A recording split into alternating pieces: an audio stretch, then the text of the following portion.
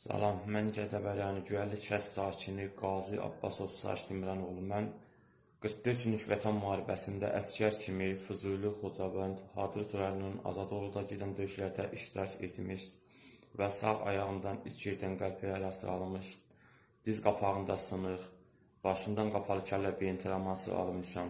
Oktyabr ayının 9-u məni ağır yaralı olaraq Bakıya hərbi hospitala gətirmişlər.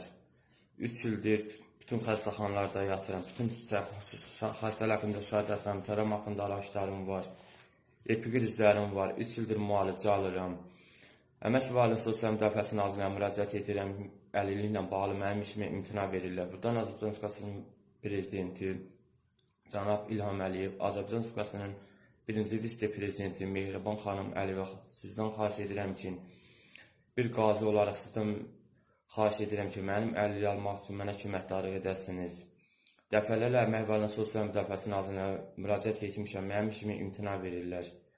Cənab Prezident, Müzəffər Ali Başkomandan sizdən xahiş edirəm ki, mən bir qazi olaraq mənə 3 ildir əlillik vermirlər.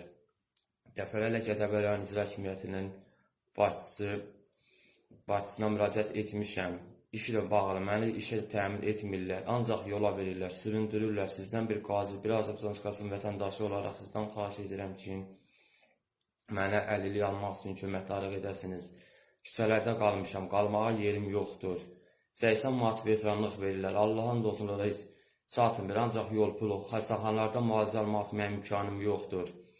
Sizdən cənab Prezident Müzəffər Ali Başkomandan, bir Azərbaycan Respublikasının vətəndaşı, bir qazi olaraq sizdən xahiş edirəm ki, mənim əlilliyi almaq üçün mənə köməkdarlıq edəsiniz. Hara gedirəm, yola verirlər, işə götürmürlər, deyirlər sənin biletin yararsız. Səndə deyir, kontuziya var, qapalı kəllə beyin travması, məni işə götürmürlər, əlillik vermirlər. Allahın olsun qalmışam belə, küçələrdə qalmışam. Sizdən xahiş edirəm ki, mənə köməkdarlıq edəsiniz.